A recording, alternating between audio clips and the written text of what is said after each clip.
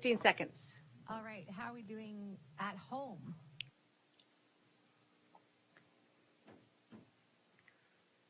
Good evening, everyone, and welcome to the public meeting of the Halton District School Board for May the 18th, 2022.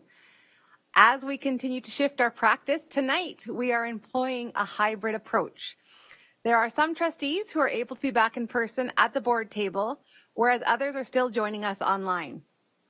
We are able to have those joining us online streamed online to the meeting via Google Meets. But we are still going to continue to use our hands up function and our voting sheet for voting and raising our hands during this meeting. Those at the table, I want to please remind you, and we've already had a couple of oopsies, to use your microphone for when you're speaking, not the microphone on Google Meets, because, and I'm sure it will happen again, you get a lot of sort of back feeds. So be ready for a roller coaster of a ride tonight, everyone. May I please also remind trustees to direct all questions through the chairs, and also remember the meeting rules of the road that we signed 4 years ago to try and get us through this meeting effectively and respectfully dealing with the business of the board. So roll call. So although I left it as it was on the sheet, I am changing it up and I'm going alphabetically by first name. So we will start with Trustee Collard. Hi everyone, I'm here. Trustee Grabentz. Hello. Trustee Daniele. Thank you, I am here. Trustee Garretts.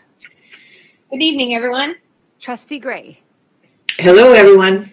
Trustee Oliver. Good evening, everyone. Trustee Bow. Good evening, everyone. Trustee Amos. Good evening, everyone. Trustee Reynolds. I'm here, thank you. Trustee Rocha. Present. Vice Chair L. Harrison. Hello. And Trustee Vigilankara. Hi, everyone. Wonderful. Director Ennis, can you please let us know who is attendance from staff this evening? Good evening, Chair Shuttleworth and the rest of the trustees. We have Associate Director Bogue and I are in the boardroom, and we have a full complement of staff online to support the meeting tonight. Wonderful. Thank you very much. Tonight, Trustee Rocha will be honoring the land. Thank you. Halton, as we know it today, is rich in history and modern traditions of many First Nations and the Métis. From the Anishinaabe to the Arawandron, the Haudenosaunee, and the Métis, these lands surrounding the Great Lakes are steeped in Indigenous history. As we gather today on these treaty lands, we have the responsibility to honor and respect the four directions: land, waters, plants, animals, ancestors that walked before us, and all the wonderful elements of creation that exist. We would like to acknowledge and thank the Mississaugas of the Credit First Nation for sharing their traditional territory with us. Thank you very much, Trustee Rocha. Next, we are up to the agenda. Trustee Gray, would you like to move a motion to approve the agenda this evening? Yes, I would. Thank you. And Trustee Daniele, would you like to second this motion? Thank you. Yes, I would. Are there any objections to approving the agenda this evening? Seeing none, the agenda is now approved by unanimous consent. We are now up to declarations of possible conflict of interest. Is there any possible conflict of interest from anyone this evening?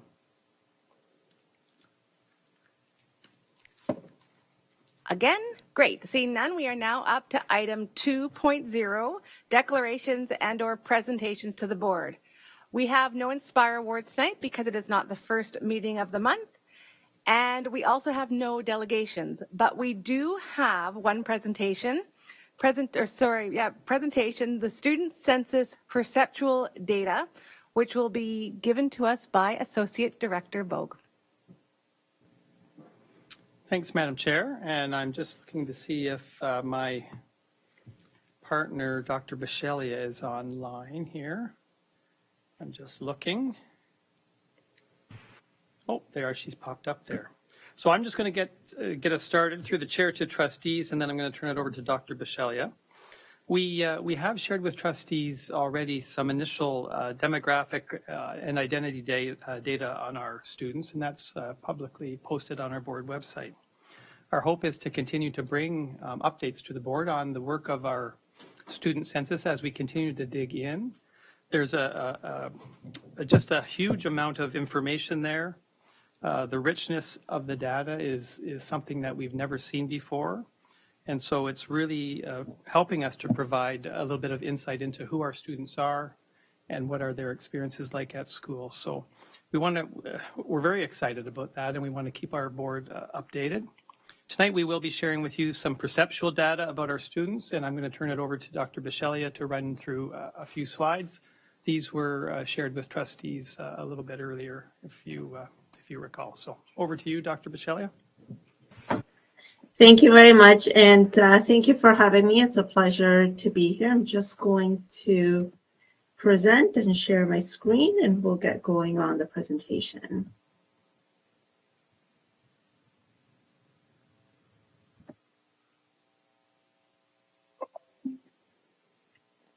Okay, so as Associate Director Bogue mentioned, this is an update on the perceptual data. I was here not too long ago presenting on the demographic profile of our student population. And today, this is a first look at their responses on a number of questions that measure school climate, sense of belonging, student well-being, and their experiences with learning and instruction. So just a very quick reminder that this data and this information is being published and made available online on our public webpage. And this is really quickly the path to finding that information: home, our board, and then HDSB student and staff census. And there's a page that dedicated specifically to this work. So we'll get to right away to the results. So this represents data on school climate for our elementary and our secondary students. A quick reminder that for the kindergarten to grade 3, it was a parent and guardian report. So parents and guardians reported on behalf of their child. And for grade 4 to grade 12, students responded to the census and the questions independently wherever possible. Students with special education needs were provided support in schools, and the survey was also available in multiple languages for students who are learning English. So school climate represents a composite score of the questions that are on the right of the donut charts. So students responded as to whether adults at their school treat students fairly, whether adults listen to students, whether at their school teachers care about students, and so forth. I won't read every single item. But all those questions were summed, and a composite score was constructed for agree and strongly agree, and disagree and strongly disagree. So both for elementary and secondary students, vast majority provided positive school climate indices or agreeing to strongly agree, with 92% for elementary and 87% for secondary students. We have 8% of elementary indicating a disagree or strongly disagree, and 13% indicating in secondary indicating a disagree to strongly disagree. For sense of belonging, again, it was a composite score. This time the scale was on a frequency from never to all the time, and separate composite scores were created for never and rarely, which is in the light blue, and often and all the time in the dark blue. So for elementary, we have 75% of students indicating often to all the time, feeling happy at school, feeling like they belong, feeling accepted by students in their school, by adults in their school, and feeling as though school rules are fair. 25% of elementary students indicated never or rarely to those items. For secondary, we have 61% indicating often to all the time, and 39% indicating never to rarely. Student well-being is another area where we can see higher endorsement of never and rarely for both elementary and secondary. So here we used a standardized scale of well-being that is common within social science research. And it asks students to reflect on how they've been feeling in the last little while, usually about 6 months.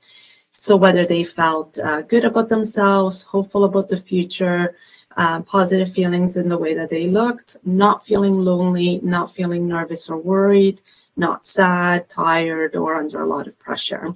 And again, here the scale was from never to all the time.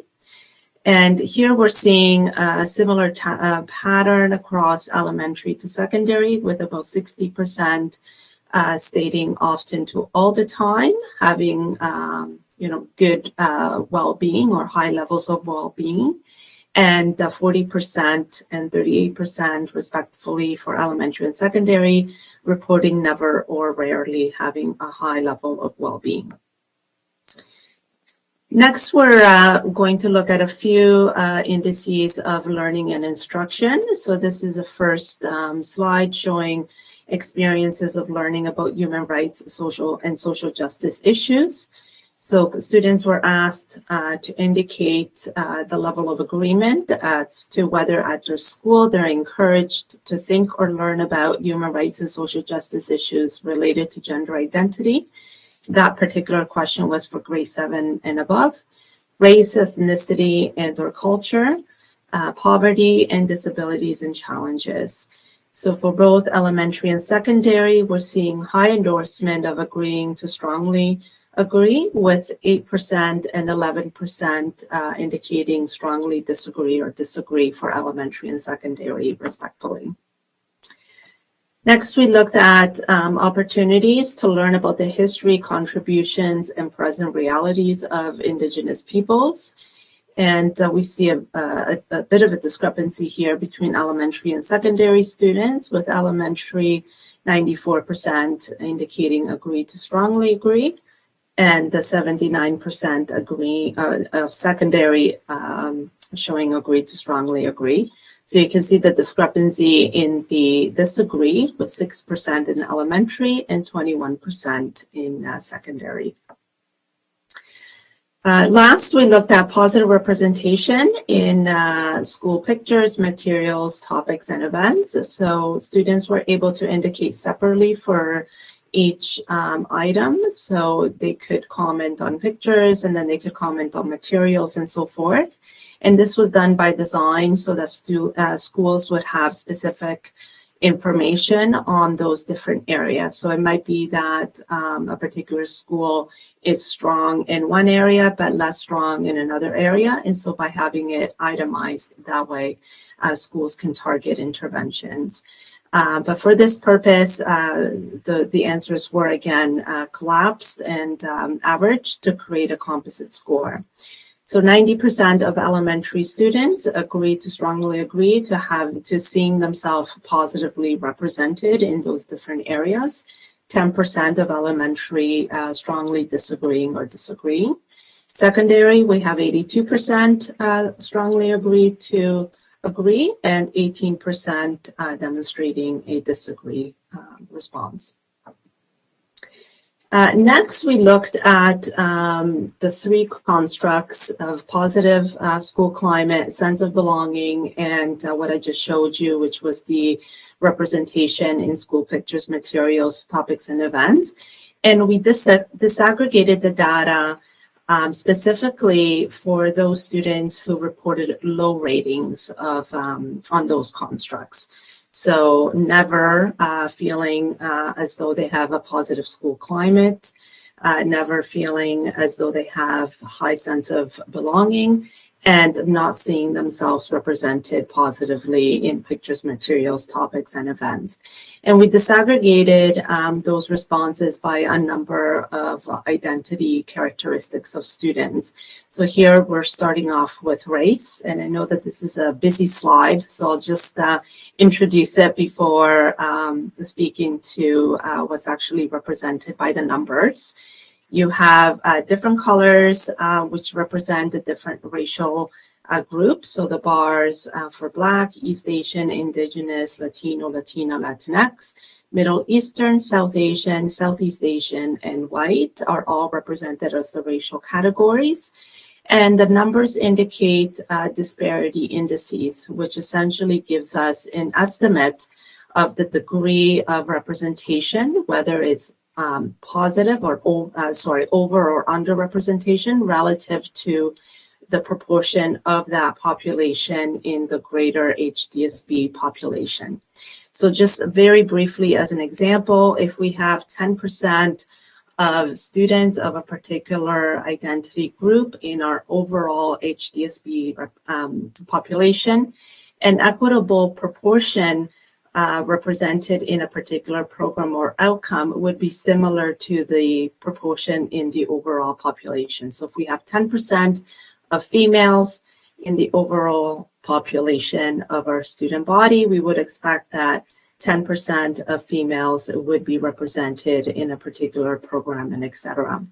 If you have a 20% being represented in a program or outcome, but only 10% is their proportion in the population, then you would have an overrepresentation by 2 of that particular group. So I hope that provides a quick explanation of disparity indices, but I'm happy to answer any questions after the presentation. So overall, we looked at these 3 areas: school climate, belonging, and representation. There is a black line which indicates parity, essentially that there is the extent of representation in this particular area would be similar to what would be expected given the proportion in the population. Any bar that's in blue color and above the black line would represent an overrepresentation. The red represents an underrepresentation. So we can see that Black students are slightly overrepresented. So that's 1.3 times among those who reported low ratings of positive school climate, low sense of belonging, and low ratings of positive representation in school pictures, materials, topics, and events. Indigenous students are 1.5 times more likely to report a low sense of belonging, and are slightly more likely, so 1.2 times, to report low ratings of positive school climate than their presence in their overall student population. Latinx students are slightly more likely, so 1.2 times, to report low ratings of positive representation in school pictures, materials, topics, and events than their presence in the overall population. Next, we turn to gender identity. So same indices and the same construct we have here. We looked at girl, woman, boy, man, and then a gender diverse essentially consists of every other gender grouping provided in the question, in addition to additional responses that students were able to enter into the open text box. So gender diverse students are approximately 2 times more likely to report low ratings of positive school climate, a low sense of belonging, and low ratings of positive representation in pictures, materials, topics, and so forth. Next, we turn to sexual orientation, and we see a similar pattern of results as with the gender diversity. And here we see that students who selected sexual diversity category are 1.5 times more likely to report low ratings of positive school climate, low ratings of positive representation in school pictures, and almost 2 times more likely to report a low sense of belonging compared to their representation in the overall population of students. Last, we looked at IEP, so this would include formal, informal, and gifted students as well. And similar to what we have seen for gender diversity and sexual diversity, students with an IEP are 1.5 times more likely to report a low sense of belonging and slightly more likely to report low ratings of positive school climate and positive representation in school pictures, materials, topics, and events than their presence in the overall HDSB population. So our next steps is we have some additional perceptual data that still require disaggregation to really understand where there are gaps in student experiences are. As well, we're in the process of disaggregating achievement data to look at disparities in programming and outcomes. And really the next steps for the system are to digest all this information and identify priority areas to target, to review interventions, and to further, target ongoing strategies. So I'll take some questions at this time. Thank you. Thank you very much, Dr. Basheglia. Does anybody have any questions for our presenters this evening?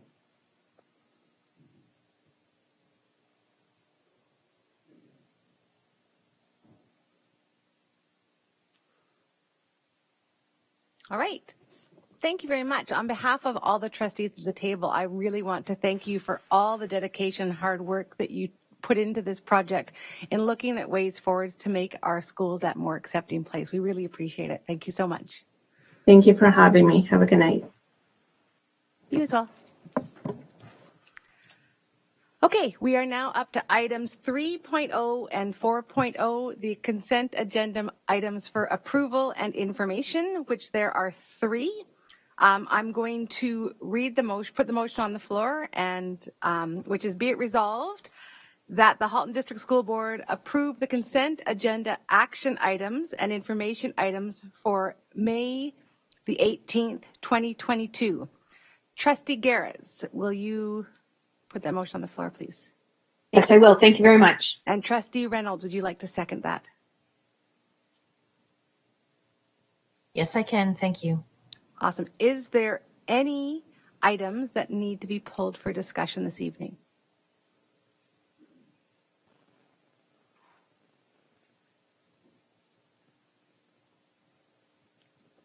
All right. Seeing none, are there any objections to approving the consent agenda items this evening? Wonderful. Seeing none, then the consent agenda is approved by unanimous consent. Rolling along, we are now up to item 5.0, ratification action items for this evening. First of all, we're looking at business transacted in private session. Vice Chair Al Harrison, do we have any business from private session that requires approval this evening? Yes, thank you, Madam Chair. We do have one item. Be it resolved that the Halton District School Board approve the resolution from the Halton District School Board meeting in private session on May 18, 2022, respecting negotiations, Report 22066, and I so move. And Trustee Garrett, would you like to second that motion? Yes, I would. Thank you. Thank you very much. Is there any debate? Seeing none, if you can all pop on over to your voting forms and cast your vote, please.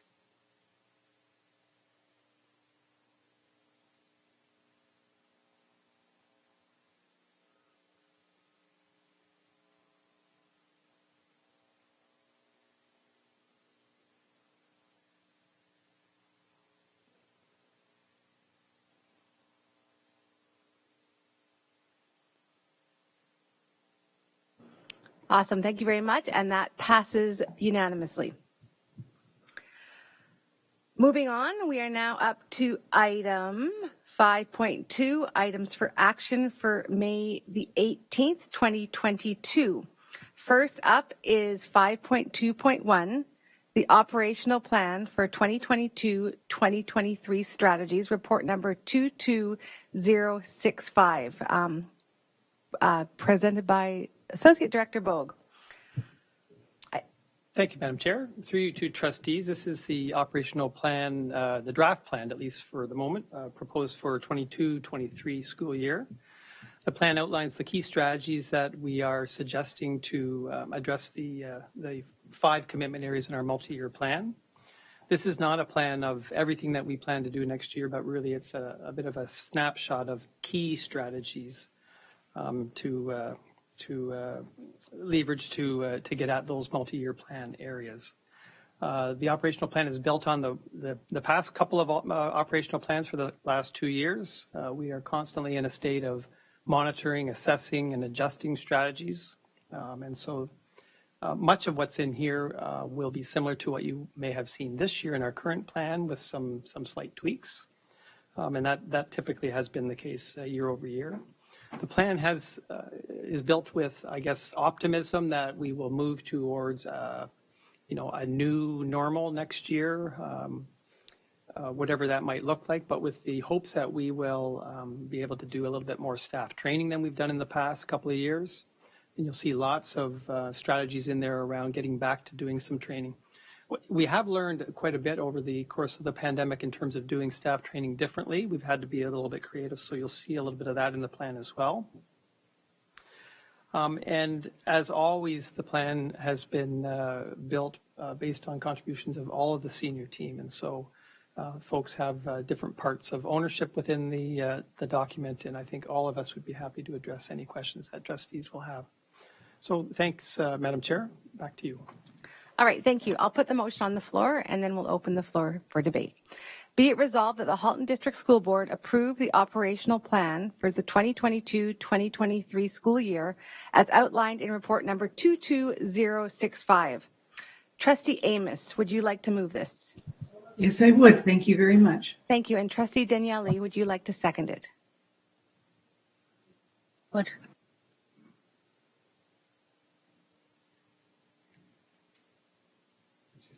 Oh, good. Sorry. Did you Thank you very hear me? much. Is there any debate? May I, Madam Chair? This may be a point of order. This looks like it's showing as action for tonight. This coming tonight, and it should come back with the budget in June.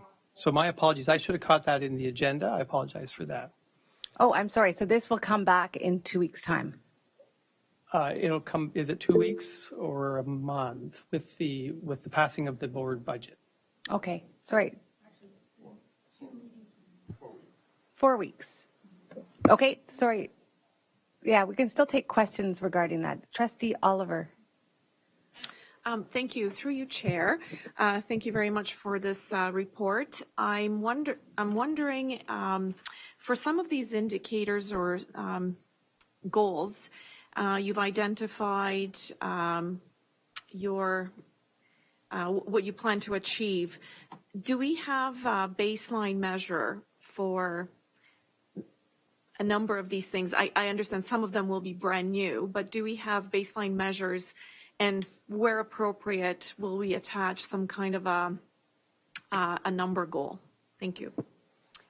Yes, thanks, Trustee. Through Madam Chair to Trustee Oliver. That's a great question. I've been waiting for that question for the last couple of years. If trustees recall, when we put the plan together, we had some new goals in the plan that we didn't have baseline data for. We also had we've been through a few years of unusual times with some work stoppage for our job action for a while, and then the pandemic, so there's been an absence of EQAO data. So we do, based on last year, now have a full slate, we believe, of baseline data. So, unfortunately, it took us a little bit of time to pull that together. The next time you see this plan, you should see the actual targets in there. And based on this year's Have Your Say and this year's EQAO and some other measures that we're looking at around student achievement, we will be able to start to actually look at, have we made some gains in a particular area? Has there been some slippage? I think we have to be a little bit more understanding with the data this year, just because of the times that we've been in. It's not as solid as we probably would have liked in the past, but we now have data. So it's a great point, and the intent is to bring this back with those measures starting in the fall cycle. Thank you. So, sorry, Trustee Gray. Thank you very much. Through the chair, I'm on page 4 of the strategies, and I'm on the strategy regarding mental health. And as we know, through the pandemic, this is our knowledge of the mental health issues that have arisen and are arising with our youth has become more and more evident to us that we need to do so much more. I know that these plans have been in place, but are we, when we know something like that, have we shifted an extraordinarily higher level of attention to this very facet, of increasing the educators' confidence and capacities to discuss mental health? Like, have we really shifted things to accommodate maybe an overabundance of attention to this particular area? Thanks, Trustee Gray, and through the chair to Trustee Gray and all trustees, I'll make a few comments and then ask Superintendent Barnes to weigh in as well.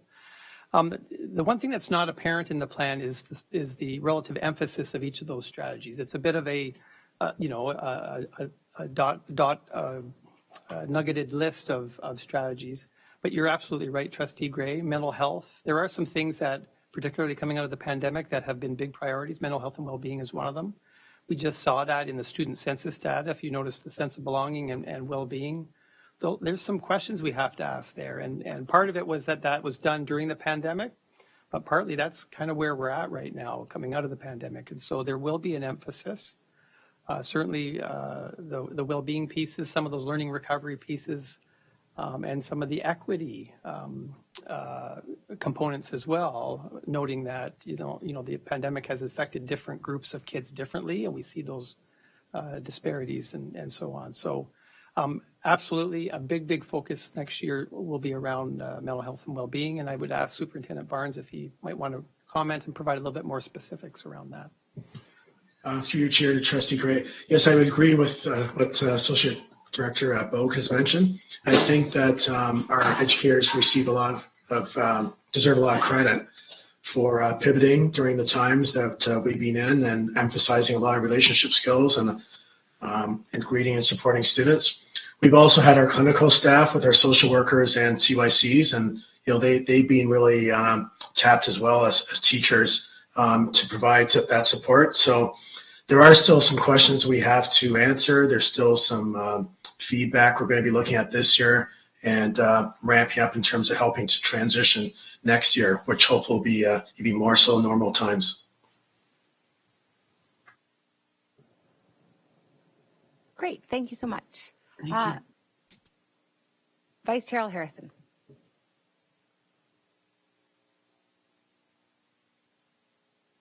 Thank you. Through you, Madam Chair, my question is along the same lines as Trustee Gray in the mental health area. On page 3, it's noted that a board youth mental health and well-being advisory council should be formed to inform mental health and well-being strategy and yearly action plan. What is the, where will those students be invited from? My question is getting at trying to understand whether there will be diversity on that particular committee. I'd ask Superintendent Barnes to weigh in. Yeah, through your chair to Trustee L. Harrison. We did make some fairly good strides this year in terms of having well-being teams, which we've had in every school, but our network of sharing resources to those teams was broadened through our IPL and our mental health lead. We also had a youth well-being lead in each of our schools. So to answer your questions regarding the advisory, we're going to draw upon the youth leads in each of the schools. And it's just an opportunity. As you know, we have sort of a leadership advisory team, and this will just provide us a broader opportunity to get voice from students already engaged in activities at their school level. In terms of diversity, there are many elements of the mental health plan that do intersect with equity. I can't specifically say the mandate of our work, the highest priority is the equity pieces, but there could be some commentary from Superintendent Ita in terms of whether there would be any diverse councils setting up, established in the upcoming year with that population of students. Yeah, and I can certainly weigh in as well. Thanks, Superintendent Barnes. As the trustees are aware, we're in the process of, we've been in an ongoing process this year of working very diligently with a group of highly able students in developing a framework for a student equity committee. In fact, there was just some training with some of our new members that are coming on board in order to facilitate kind of launch in the fall. And Superintendent Barnes and I have talked about that important intersection between mental health and well-being and equity. And while these groups would work separately, we certainly see the value in possibly bringing them together in order to cross-pollinate, maybe several times over the course of the year to help inform the work of one another.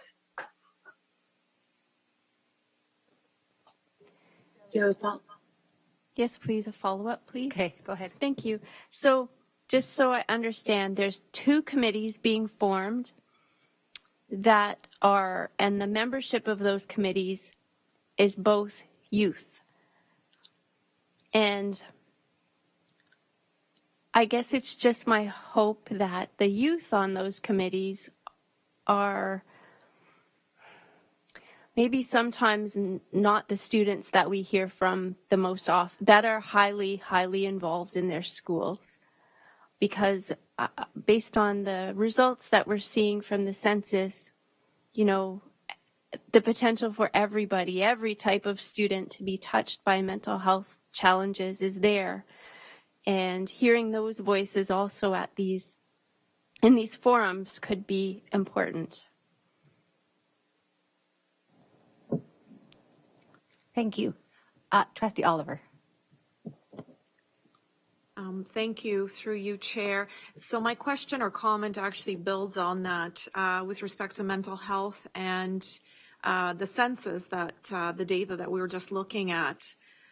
Is there a goal or action plan around incorporating student voice into the input on how we can increase the positive feelings of belonging and positive school culture through the Have Your Say surveys or a student census or any other survey that we send out to students, in addition to working with the student leads in the schools and the student senate and the student trustees? Is there a different approach that we can use to get a broader student voice from the entire student community?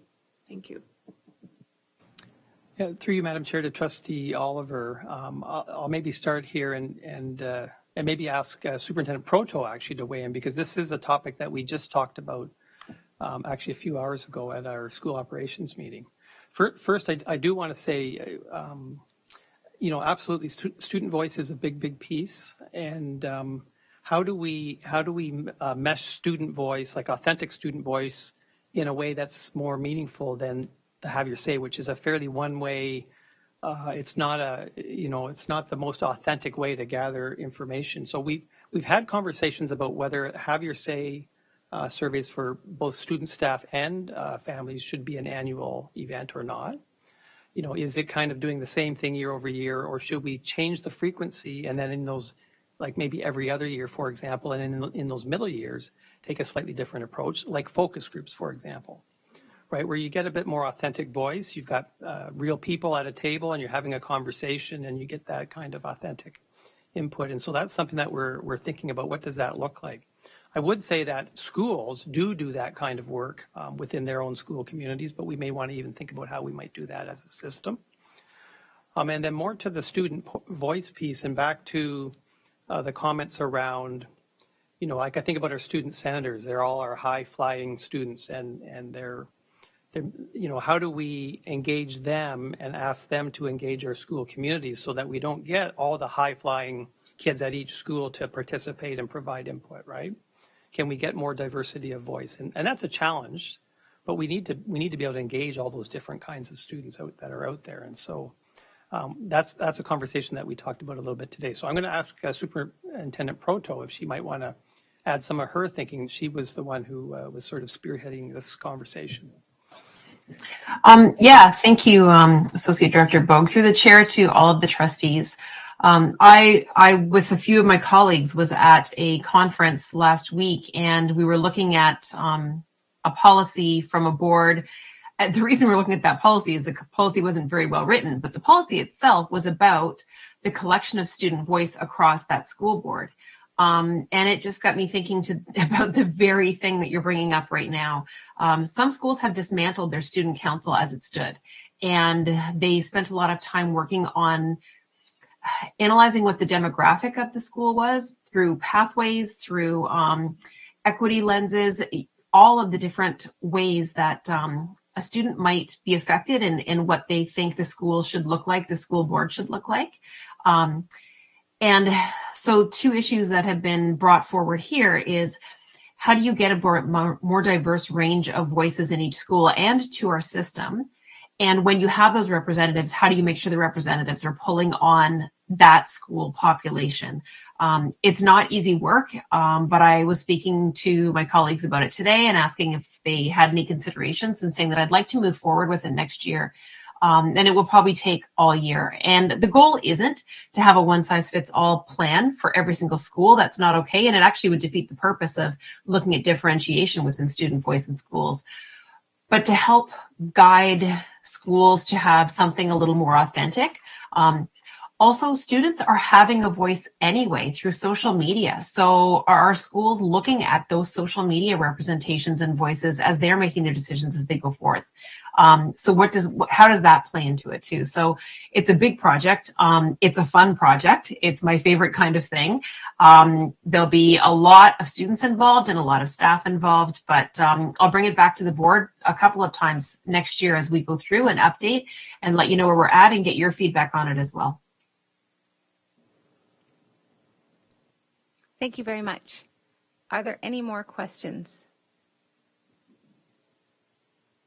So I just have one quick question, and you kind of answered it, Associate Director Bogue. And I had asked you before about looking at the different strategies that are in place, and we always focus on what we're doing right. And I think both you and Superintendent Proto also mentioned looking at also, I always wonder how much we look also at what we maybe need to improve upon, where we are going wrong, and making sure we're not always focusing on all the wonderful stories that we hear, but also looking at that piece of what do we need to fix to make things better.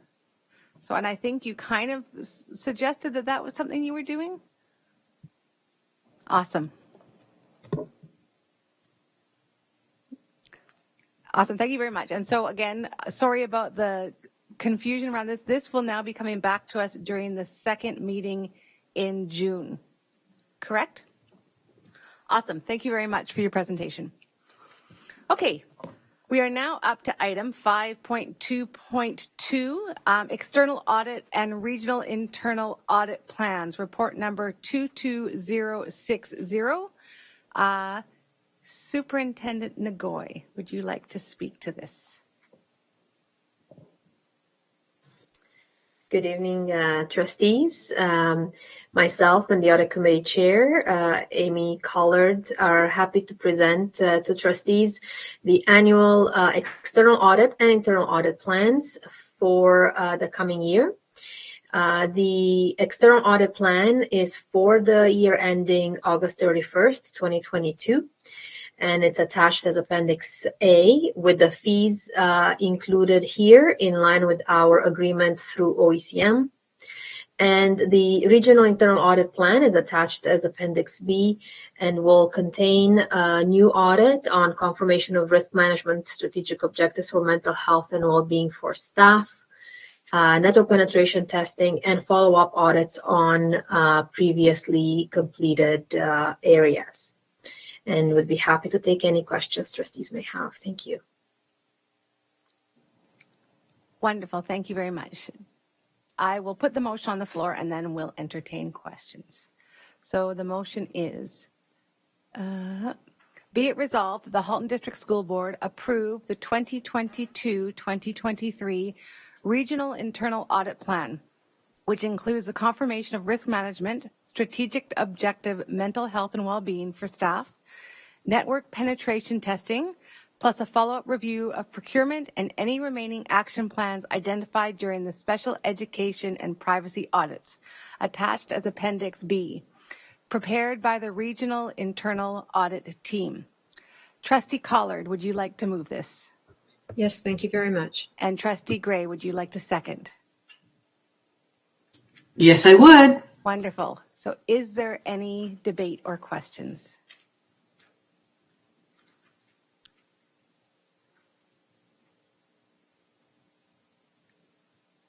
Wonderful. Seeing none, if everybody wants to pop on over to their voting sheets and cast your vote, please.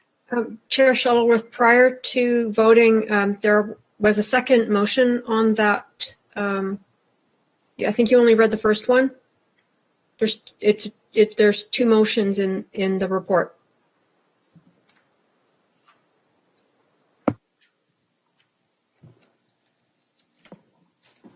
I will take a look. Hold on.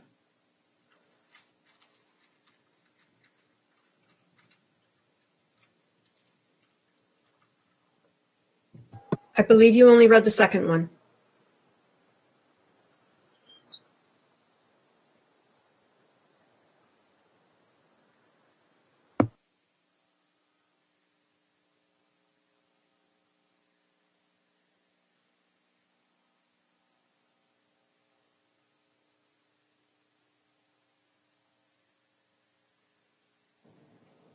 Okay, I'm sorry. So shall I read the whole motion again with both parts included? I think it's probably best, yes. Okay, so sorry about the omission of the first piece. Be it resolved that the Halton District School Board approve the audit plan and the fees for $78,960, excluding applicable taxes, attached as Appendix A, for the fiscal year ending August 31st, 2022, prepared by the board's external auditors, Deloitte LLP.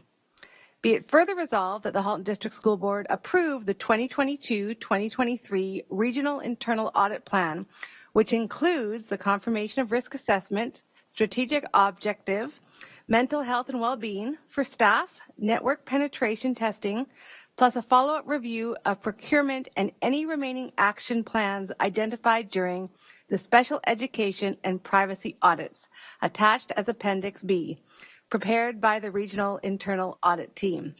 Again, Trustee Collard, I'm sorry, would you like to make that motion? Yes, thank you. Thank you very much. And Trustee Gray, again, would you like to second that? Absolutely. Thank you very much. So sorry. Is there any further debate on that?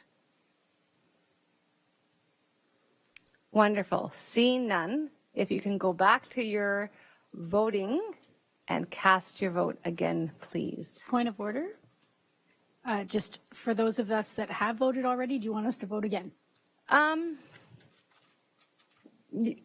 If you want to change your vote, you can, but I think we should be good. I'll have to count. Thank you.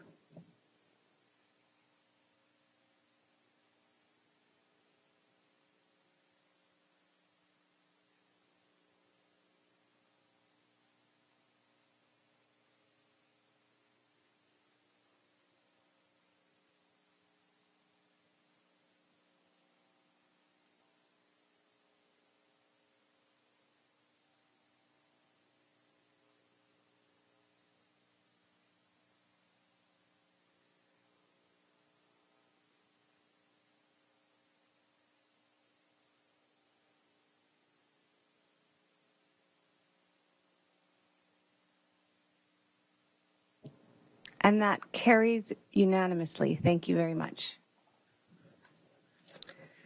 Okay, we are now up to item 5.2.3, School Naming and Renaming Governance Procedure Update, report number 22055. Trustee Grabentz, would you like to speak to this motion? Or speak to this item? I think we've had a good conversation about what this particular iteration of the governance procedure recommendations are. Again, this is a document, a living, breathing kind of document, but there are important things that have come around this time, looking at it, that I think are important to be in place moving forward at this point. Okay, so I'm going to put the motion on the floor, and if there are any questions. So be it resolved that the amendments outlined in the summary of changes document be adopted within the school naming and renaming governance procedure. Be it resolved that the school renaming request annual report be added to the report schedule. Trustee Grebenz, would you like to move this? Thank you, Chair, I would. And Trustee Oliver, would you like to second that? I will second it. Thank you. Are there any questions or debate?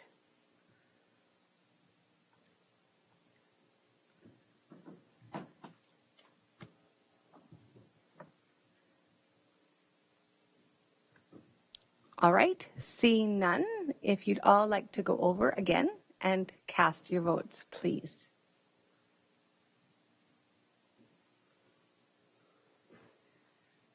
Okay, 1, 2, 3, 4, 5, 6, 7, 8, 9, 10, 11. Thank you very much, and that carries unanimously. Okay, we are now up to item 5.2.4. Again, school naming and renaming governance procedure review, report number 22056. Trustee Collard, would you like to speak to this? Yes, I would. Thank you. This is the governance procedure that just continues to give and give again. And so in our efforts to perfect how we name our schools, we keep bumping up against things that, when we're naming a school that just don't feel comfortable amongst the group of trustees. And so we wanted to look more closely at a very narrow scope of items that are listed in the report, and to come back to trustees in September with some suggested revisions for the procedure. These were discussed at the last committee of the whole and incorporated into the report. All right, thank you very much. I'm going to read the motion and then open the floor for debate. So be it resolved that the Governance Standing Committee create a working group to review the naming and renaming governance procedure and policy to come back to the board for decision no later than the second board meeting in September. Trustee Collard, would you like to move this? Yes, I would. Thank you. And Trustee Rocha, would you like to second this? I would. All right. Is there any debate? Trustee Garretts. Thank you. Through you. I'm just wondering how we're going to decide who's going to be on this working group, because of course we can't have it too heavy, because we just can't do that. So how many are going to be on the committee, and how are we going to decide who's going to be on that? Five people can be on the committee, no more than 5. The governance committee members, Trustee Rocha and myself, will be on the committee, and we have invited expressions of interest from other trustees to be on this committee. So far, 2 other trustees have indicated an interest, and a third is debating whether or not she has an interest. But expressions of interest have been open for a couple of weeks now. If you're interested, please let us know. I just want to make sure there's somebody from Milton on the committee.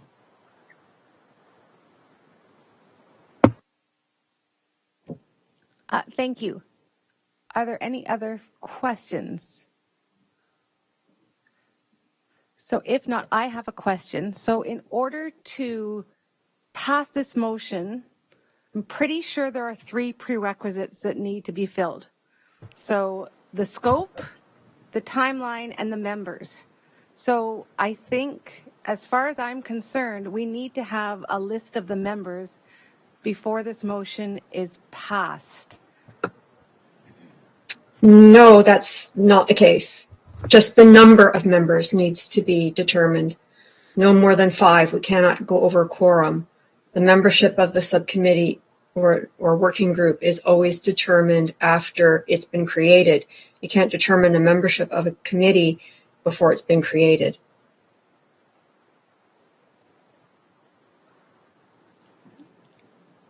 Okay. Okay. I just seem to recall that those 3 prerequisites from before, so that's just why I was wanting to check. I know Manager Gortmaker, you're back on the call today.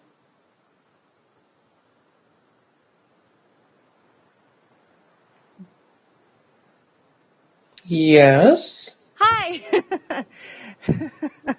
Thank you. So I'm just wondering, Manager Gortmaker, for the governance of this, so do we need to have the members or just the number of members in order for the motion to pass? It's my recollection you need some kind of terms of condition of the membership, not the specific names of the members. Okay, thank you so much. Okay, thank you very much. Are there any further questions or debate before we put or vote on this motion?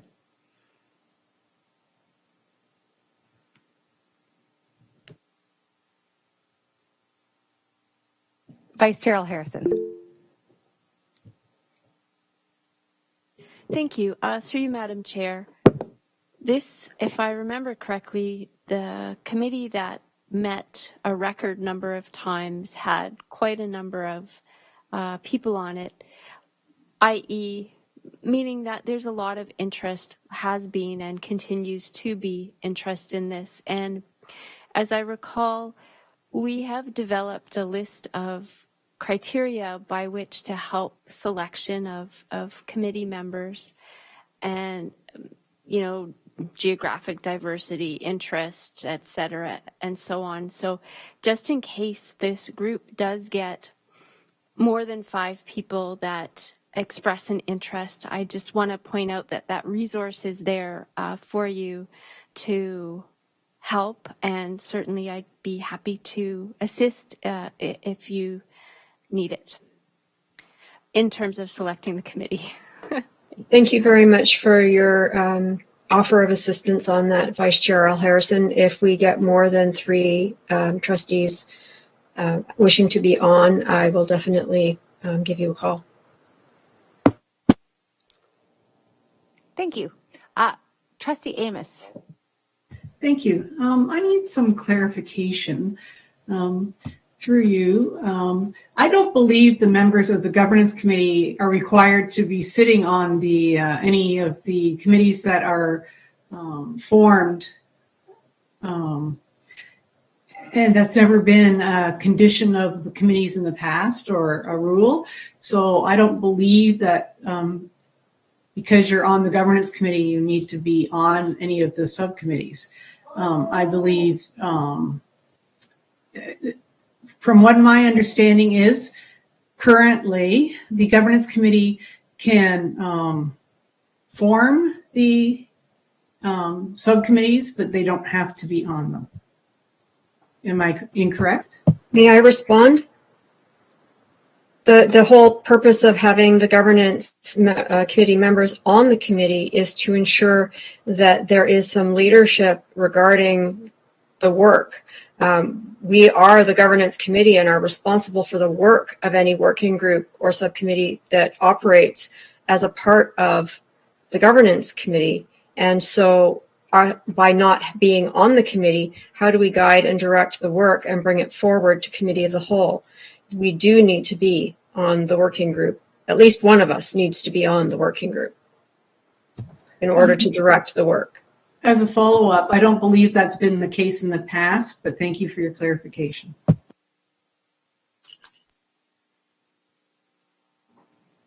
Thank you very much. Trustee Daniele.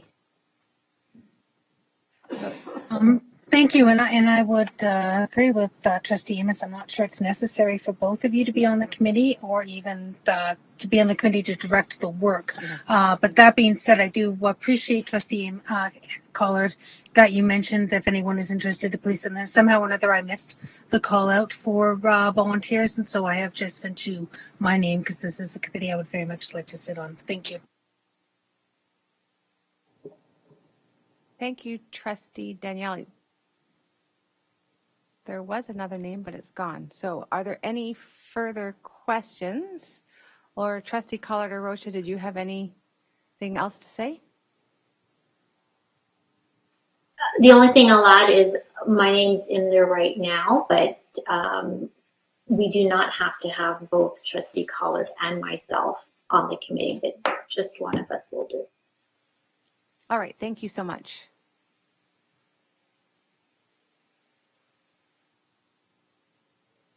All right, seeing no further questions, if you will all go over to your voting sheets and cast your votes, please.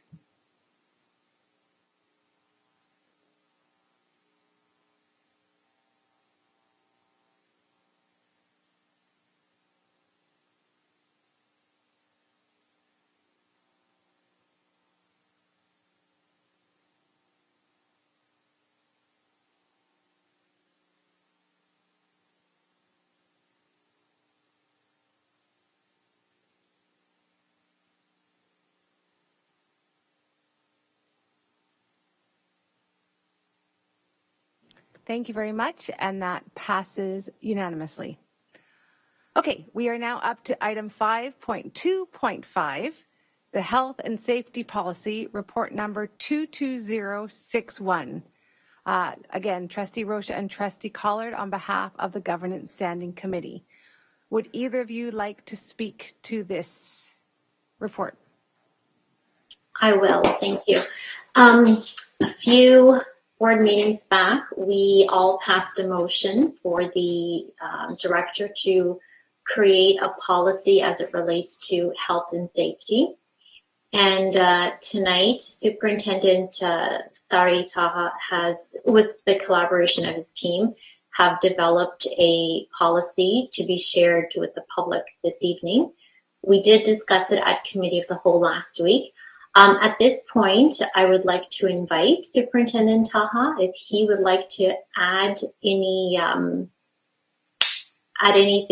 to the report.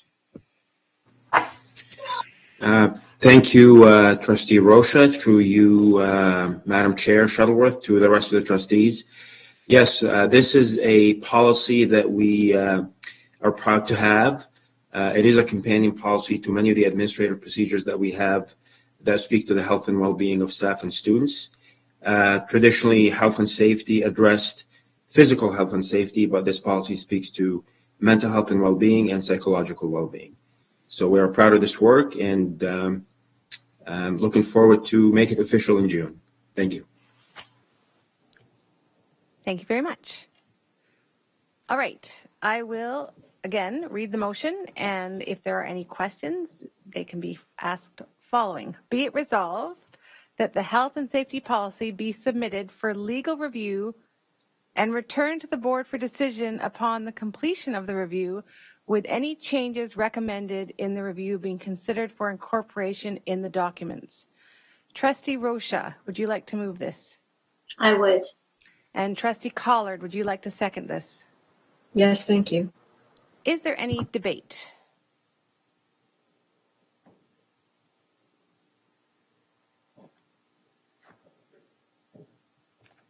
All right, seeing none, once again, if you can pop on over to your voting forms and submit your votes, please. 2, 3, 4, 5, 6, In support. 8, 9, 10, 11. Awesome, thank you so much, and that carries unanimously. Thank you very much.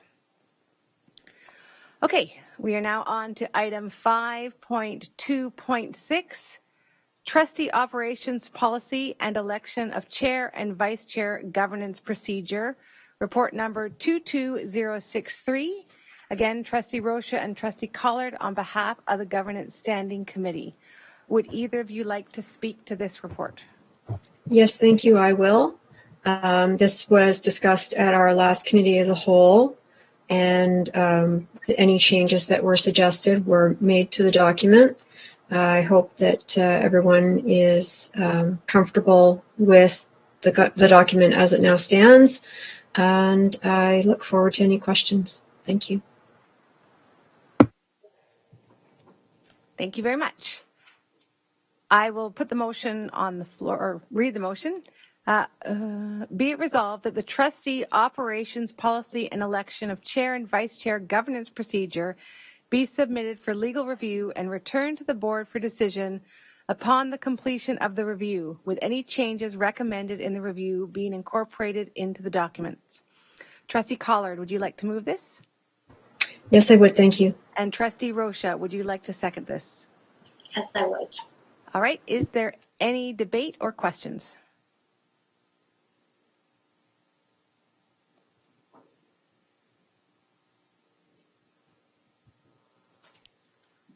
Again, seeing none, if everybody again wants to hop on over to their voting forms and cast your vote, please.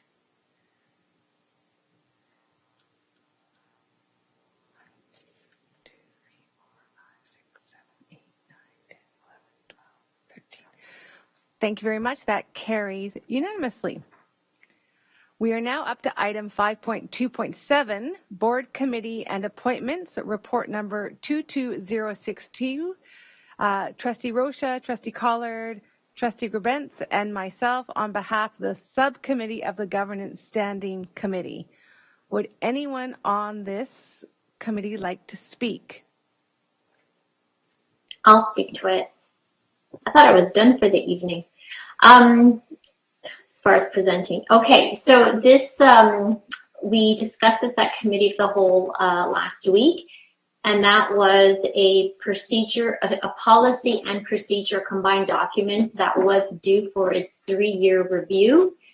As such, a working group got together consisting of Trustee Collard, Trustee Grabentz, and Chair Shuttleworth, as well as myself. We reviewed the existing policy and procedure, pulled it into 2 separate documents, as is our new policy. We reviewed it and we made some changes to it. All those changes were discussed at Committee of the Whole last week, and here is the policy, the proposed policy and the proposed procedure that we hope will take effect for the next 3 years. Thank you. Thank you. Okay, I will read the motion. Excuse me. Be it resolved that the committee and appointments policy and its companion committees and appointments governance procedure be submitted for legal review and returned to the board for decision upon the completion of review, with any changes recommended in the review being incorporated into the documents. Trustee Rocha, would you like to move this? Yes. And Trustee Grabentz, would you like to second it? I would. Thank you, Chair. Is there any debate?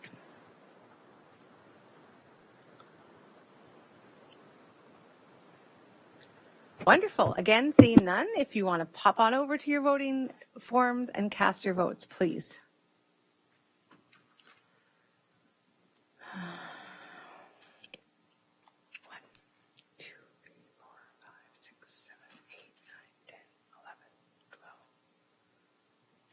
Thank you very much, and that carries unanimously. Okay, we are now up to item 6.0, communication to the board. First off, we have the student trustee report. Trustee Bao and Vigilant Kara, do you have a report for us this evening? Yes, we do. So good evening, everyone. At our last Senate meeting, we spent some time working on our Halton Youth Leadership Symposium workshops, as well as finalizing some of the last-minute details.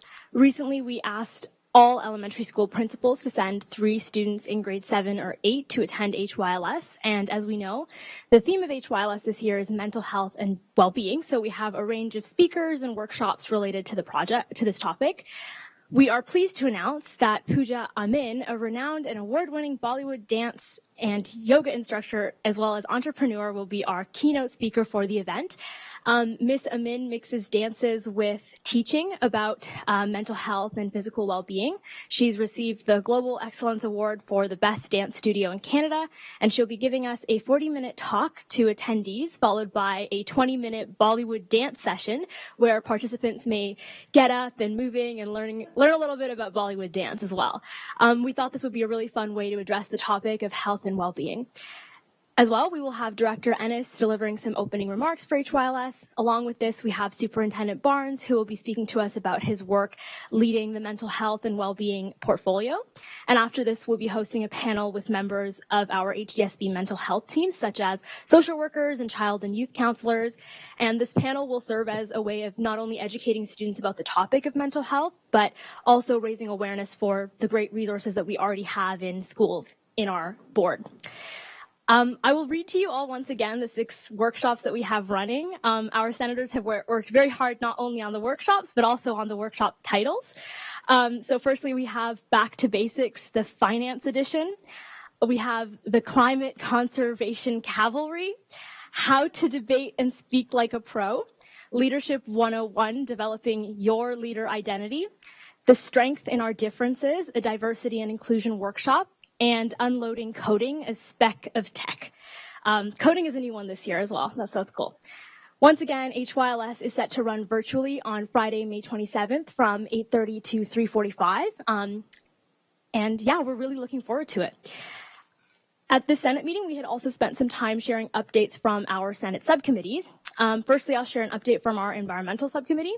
So the Student Sustainability Leadership Award has officially launched. Our Student Senate Environmental subcommittee has worked very hard for the past few years on this award, which is part of the student-led climate emergency declaration. And so the goal of this Student Sustainability Leadership Award is to recognize student sustainability leadership and to inspire others to take action. So nominations are open to all students within the Halton District School Board, and anyone may nominate. Student action may occur within the school or within the local community that our school serves. And a selection committee composed of both students and staff will evaluate all submissions, and awards will be presented by student senators or the environmental management team members, either at a student senate meeting or at the home school. Currently, we are accepting nominations, and I just want to reiterate that all HDSB students are eligible for the award. So this means even like the youngest students in kindergarten all the way up to students in grade 12. And you can find the nomination form on the HDSB and Student Senate website, as well as the Senate Instagram at HDSB Student Senate and the Senate Environmental Subcommittee Instagram, greenteam.hdsb. The deadline for nominations is Friday, May 27th, and we look forward to presenting our first set of awards at our last Senate meeting in June.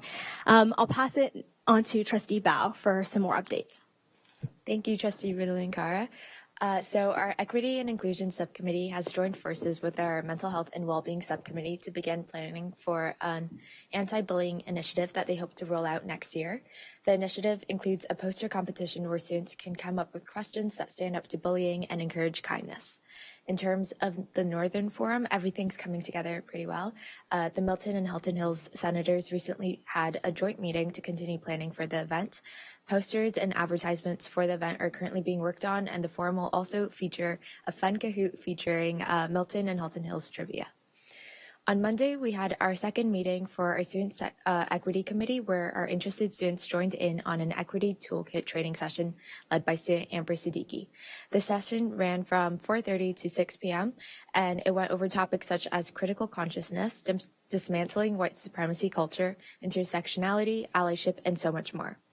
Furthermore, we will have our final Senate meeting in June to wrap up our amazing year and celebrate with our Senate newsletter and present the very first Student Sustainability Leadership Award recipients. And lastly, next Thursday, Trustee Riddle-Nkara and I will be heading off to Toronto for Osta ACO's AGM with our incoming student trustees, Ethan and Cindy. We are very excited to see our fellow student trustees again and for the presentations and sessions planned. Thank you for listening to our report and happy to answer any questions. Thank you very much. Does anybody have any questions for our student trustees?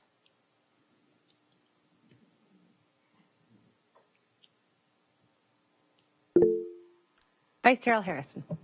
Thank you. Through you, Madam Chair. I wonder if you can comment on the leadership symposium and how attendance has been affected in the virtual format.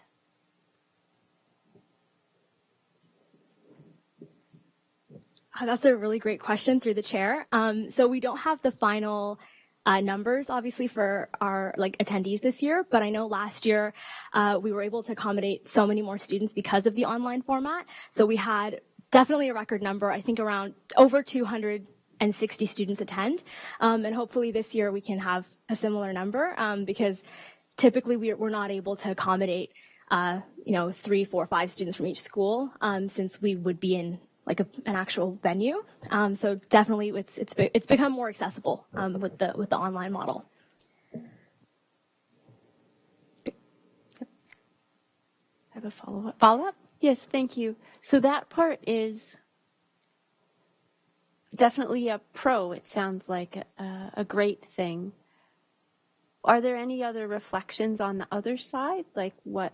Because I'm just thinking about next steps when we do have options to be back together and what the preferred way to go about it might be. Again, a really good question. I think so. The accessibility aspect's definitely been a pro. I think with a lot of online options, because even if a student doesn't have access to technology, their school can provide that for them. But we definitely do lose some of the vibes, the energy, the fun of HYLS when we're not in person.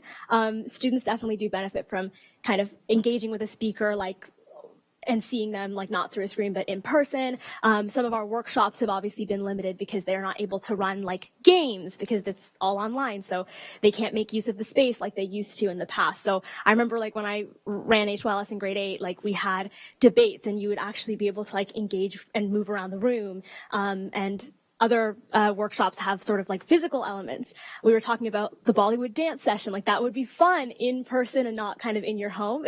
Or it would be more fun at least.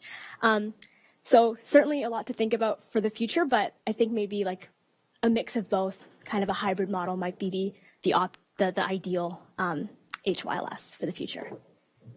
Yeah, thanks. Thank you. See, for me, the Bollywood at home would be much better because then I wouldn't have to worry about anybody watching me. Thank you. Trustee Gobens. Yes, this is again about the symposium. So because it's online and you're looking for grade 7s and 8s, are these grade 7s and 8s supposed to be accessing the symposium from home or from school?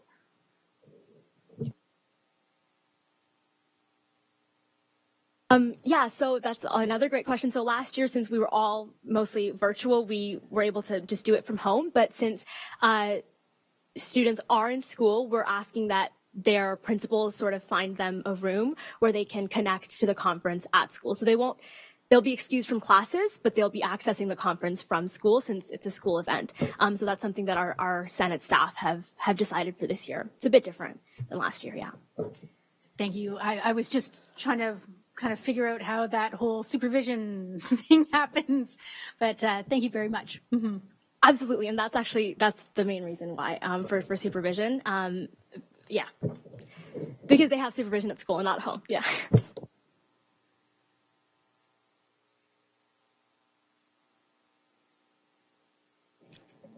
All right, thank you very much. Are there any further questions for our student trustees?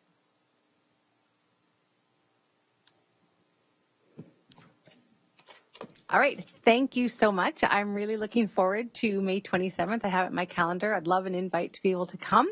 Again, thank you so much for all that you've done. And I love the titles. I just wish I could remember how to say them all. So thanks very much. Okay.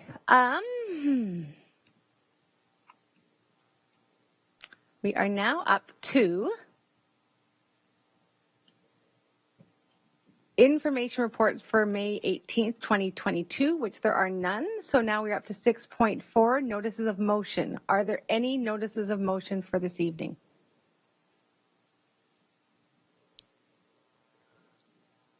All right, seeing none, we are now on to item 6.5, the director's report. So Director Ennis, I have the multi-year plan video number 5 on environmental leadership and other. So the floor is yours. Thank you so much. Okay, time number 3. I'm so sorry. Do we have the video ready?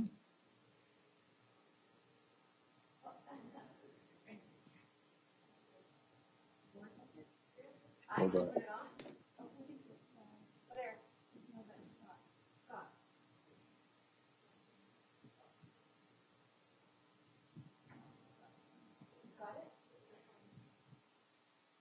Scott, are you? Is it being queued up there?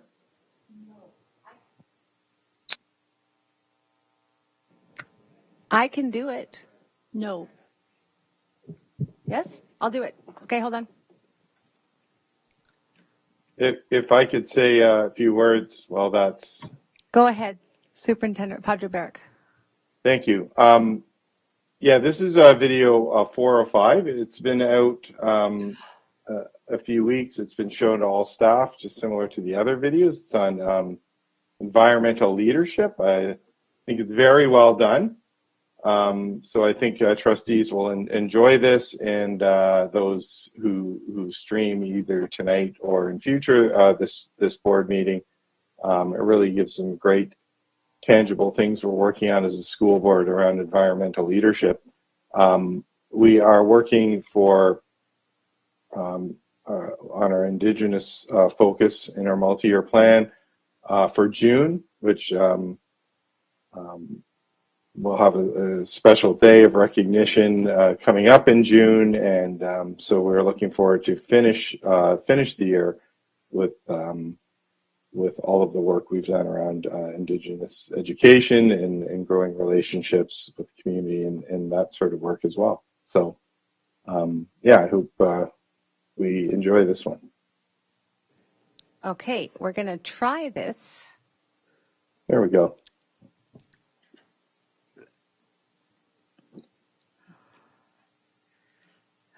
Okay, here we go.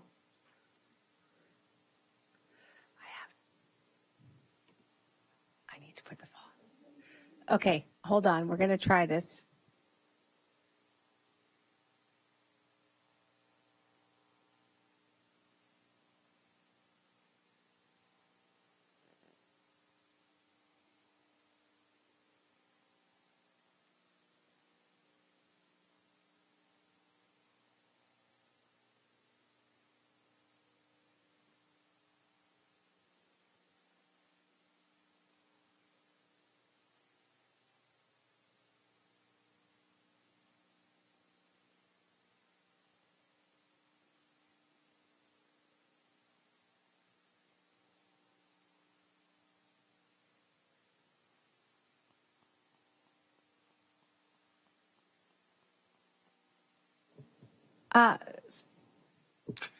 Four. Hold on. No.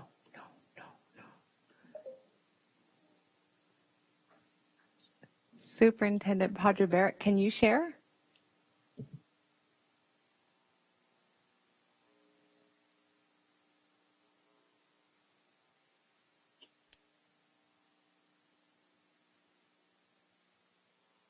I'll see what I can do here.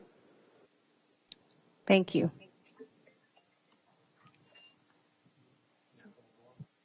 Welcome to our in-depth video series examining the Halton District School Board's 2020.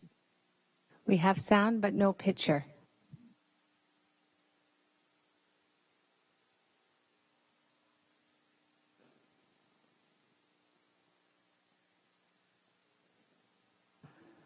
All right, Director Ennis, do you want to go on to the next point and we'll come back to this once we've figured it out? Thank you so much. Under other, I'm going to invite General Manager Thibault to speak to central land transfer. Evening, everyone. Through you, Madam Chair, I just want to let trustees know this evening that just recently the City of Burlington has announced, and we're happy to announce as well, that the land exchange between the former Robert Bateman High School and the Burlington Central field adjacent to Burlington Central High School is now a transaction that can be publicly announced. The City of Burlington will be advancing its process now in terms of gathering public feedback and seeing what the public has to say with regards to this transaction, the long-term lease between the board and the City of Burlington, as well as the University of Brock and the City of Burlington at the former Robert Bateman High School. So again, I just want to advise trustees and the public that you'll be seeing some of these notifications in the public sphere, and that we encourage any comments if you want to go through the avenues with the City of Burlington. And happy to take any further questions with regards to this from the Board of Trustees. But it's a good news story, and we're advancing well with this process.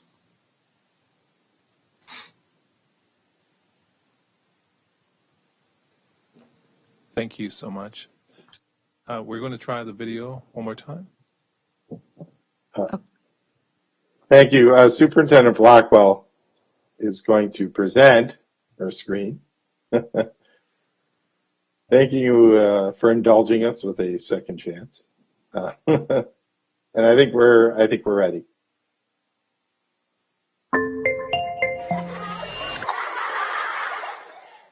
Welcome to our in-depth video series examining the Halton District School Board's 2020 to 2024 multi-year plan. Throughout this series, we will be highlighting all 5 areas of focus in our strategic plan. Each area is interconnected and built on the foundation of adaptability, relationships, innovation, communication, accountability, and engagement to support students, staff, and our community as we learn, grow, and inspire together. The Halton District School Board has a history of commitment to the environment and has formed strong relationships in the community to advance this important work.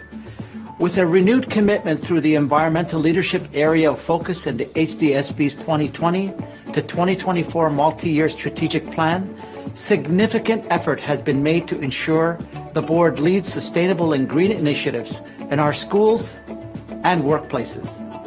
Students are central to environmental leadership within the board. A key initiative is the Student Senate-led Climate Emergency Declaration developed in response to the urgency of climate change.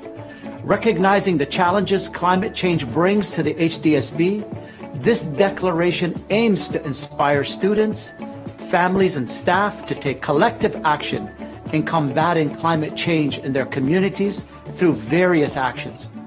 Students will celebrate their peers for their commitment and leadership to school and community initiatives through a new environmental award program expected to launch later in 2022. In partnership with the Evergreen organization, the Climate Ready Schools project is underway at Irma Colson Public School in Milton, where the school grounds are being reimagined. This project, a first of its kind in Canada, aims to help mitigate the effects of climate change by cooling outdoor learning sites with shade and better managing the infiltration of storm water to minimize flooding. Solar panels have been installed at Irma Colson Public School, where the system is now generating electricity. Very exciting. This green energy project complements other solar projects in place at John William Boach Public School and M.M. Robinson and Iroquois Ridge High Schools.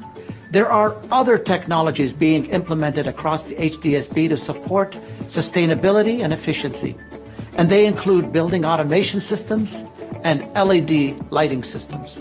Partnerships with numerous organizations such as the Halton Climate Collective and the Halton Environmental Network have provided schools, students, and staff with access to valuable expertise and resources. This helps the HDSB advocate for and teach students about a green approach to everyday living. Now in its 3rd year, the Halton Climate Collective organized a student-centered reading initiative called HCC Reads. This year, it was supported by keynote speaker author and climate scientist Katherine Hayhoe. Participants read her book, Saving Us, and Hayhoe educated viewers in a virtual presentation on how to best address climate action and encourage meaningful engagement and dialogue. The HDSB continues to partner with the Halton Climate Collective and the Halton Environmental Network to support Generation Green, a youth-led conference through which students learn to become leaders by taking action on climate change. The focus of this year's spring conference is driving climate action by driving less. Dozens of our schools participate in the Ontario Eco Schools program. It's an environmental education and certification program for kindergarten to grade 12 schools that helps school communities develop ecological literacy and environmental practices to become environmentally responsible and reduce the environmental footprint of schools. We are very proud of our approach to environmental sustainability, but we know there's more to do. The Halton District School Board remains committed to working alongside students to better understand the connections between ecosystems, social justice, and climate, ensuring that schools where we learn, the buildings where we work, and the world in which we live are sustainable and safe places.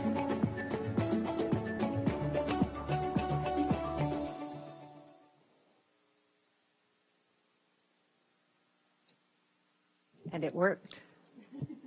Thank you. Thank you, Superintendent Padre-Byre. Thank you. I'd just like to again thank our info center, our communications teams, and Superintendent Flahat for doing such a great job on that. Thanks. Most appreciated. One other item, Chair. I just wanted to say this morning I had the opportunity to pop into one of the Family of Schools meeting where the SHIFT team was there, and they were providing multiple ways for staff to express gratitude. And so I just wanted to express my gratitude to the staff of the Halton District School Board for all the great work that they have done this year to get us to this point. It's been an exhausting year. It's been a tiring year, and they have done just an incredible job to get us here. So I want to just express my gratitude, being inspired by the SHIFT team this morning. So that's all the items on the director's report tonight. Thank you. Thank you so much. Trustees, do you have any questions for the director?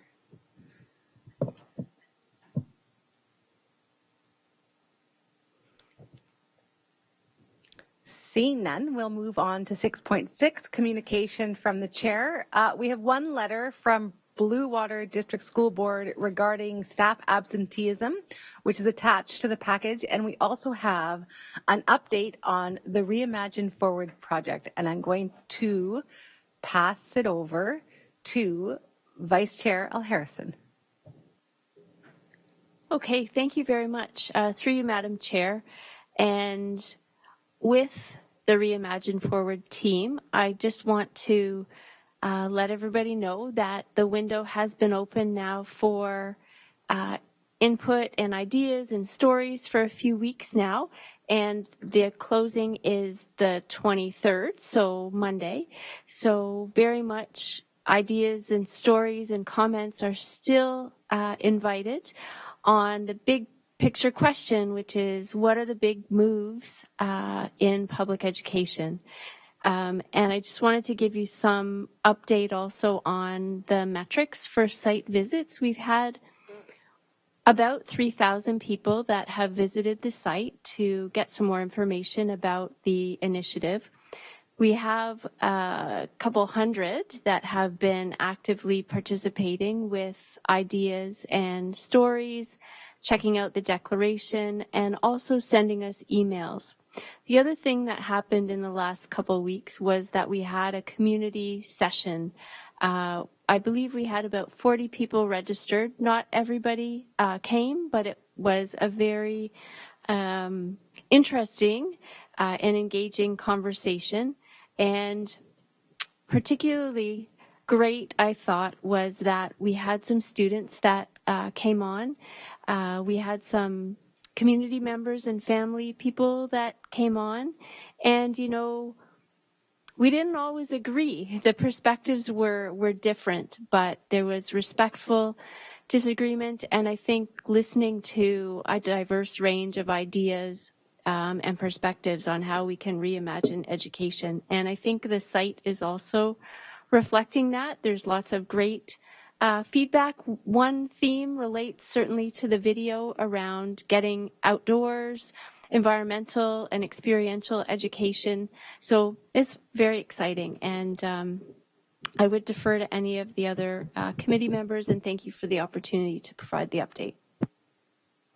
Thank you. Being one of the committee members, I am really enjoying reading all of the emails that are coming in. Would anybody else like to speak to pieces of Reimagine Forward? Trustee Gerbentz or Trustee Oliver or Reynolds? Yeah, through you, Chair. We're certainly impressed with the level of engagement that we have received to date, and now I'm really keen to hear from students. The student trustees I know have reached out and will continue to reach out to the students of HDSB, and maybe even their Ostaeco student trustee partners, so that we can hear from students, because they are always full of great ideas, and they can actually think about, you know, how they're experiencing education and what they would like to see differently done for their younger siblings and peers and students. Thank you. And there will be a report coming to the board table. That's our next steps, so summarizing themes. But again, we are acting, we are not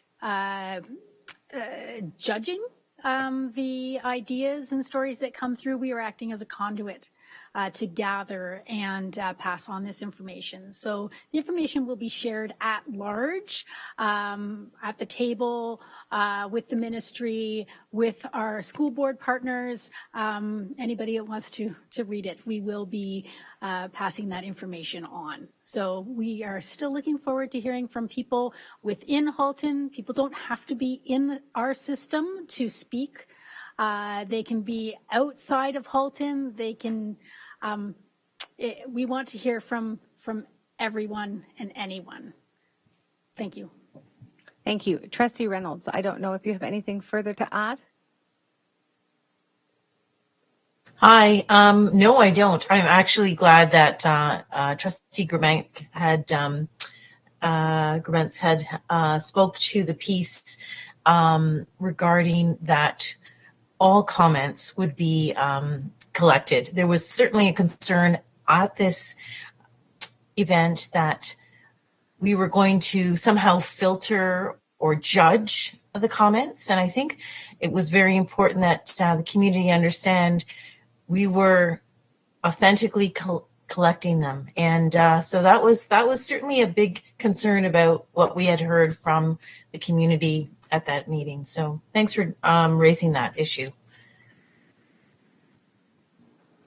Thank you. And again, it's just been amazing to see the engagement with the project. So, you know, as all the other trustees mentioned, there has been a wide variety of ideas, both positive and negative. But again, for me, and I think for everybody else, it's just so nice to see how engaged everybody is in trying to move education forward in a positive way. So thank you to everybody out there who has participated. I look forward to the bump that we might see this weekend from the Ostaeco fans that might pop in and sort of add a little bit of more insight. And so again, thank you to everyone who has participated. Okay, we are now up to item 6.7, committee reports. Are there any reports that have not been submitted via the digital generator?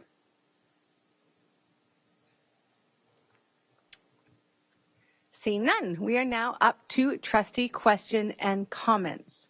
Are there any questions or comments that trustees have this evening? Trustee Daniele. Thank you very much, Chair Shuttleworth. You and I had discussed this. Tomorrow is the Accessibility Committee, and neither you or I are able to attend, so we were going to reach out and see if another trustee was able to attend in our absence. Yes, thank you. So So tomorrow is the Accessibility Coordinating Committee. Both Trustee Daniele and myself are the trustee reps on that committee, and neither of us are able to attend. So we were wondering if there is any interest of any other trustees in attending in our place, and I'd be happy to take ideas or volunteers via email following this meeting. Are there any further questions or comments from other trustees? Vice Chair Harrison. Thank you. And through you, Madam Chair, the question is about the letter that was written to OFSA a number of months ago as a result of a scenario that played out with one of the high school teams getting invited and then uninvited. And I understand that the AGM has now passed and perhaps amendments have been made to their constitution and or bylaws. And I just wonder what the outcome of that was. Director Ennis? Thank you so much. I'm wondering if Superintendent Barnes would speak to this. Yeah, through you, Chair, to Vice Chair Harrison.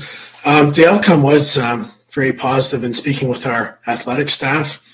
They did take the matter quite seriously, and they did make some amendments so that if this happened in the future, there's kind of like more of a built-in double check system now to catch what went wrong in the system. The second thing they did is this doesn't really would solve our situation at the time with the school, the Blakelock school that was involved, but it does allow for replacement teams to come from certain associations. And prior to this year, there was only one association that would be called upon if a team was missing. But they did also amend that there would be a second, it would be sort of like the team that would be the runner-up the previous year. That association could be called upon to replace the team if there's a vacancy. So I know the second part I mentioned doesn't really solve what we were after, but there was quite a bit of movement that was appreciated on the part that this double check mechanism will now be put in place before offers are sent out to teams, letting them know that they're in the OFSA tournament. So I hope that answers your question. And thank you for your work on this. Thank you very much. Are there any further questions from trustees?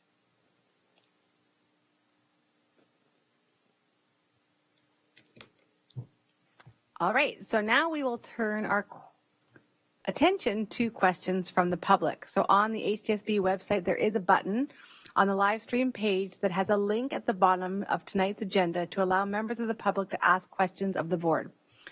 Questions received may be answered during this meeting, particularly those related to the agenda items, or at the following meeting at the discretion of the chair. For efficiency, multiple questions received that are similar in nature may be grouped together. Questions will not be attributed. When necessary, a notation will be made that multiple people have asked the same question. Any questions that contain language that is hateful or discriminatory will not be considered. Vice Chair Harrison, do we have any questions from the public submitted this evening? No, we don't. Wonderful. So again, for the public, don't forget there are several ways that you can have your voice heard by the Board of Trustees. Of course, there's the question and answer period of the meeting, which we have right now.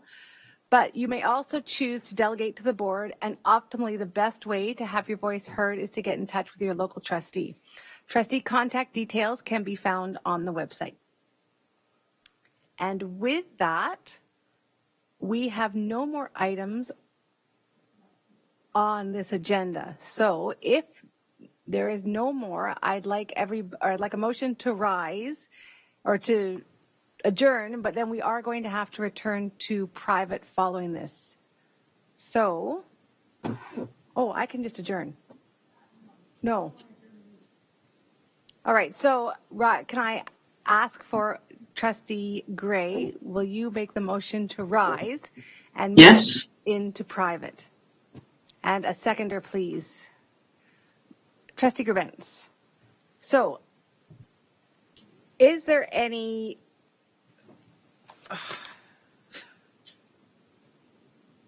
objections to moving back into private session? Seeing none, by unanimous consent, we will now move back into private session. Thank you so much, and thank you, student trustees, for coming.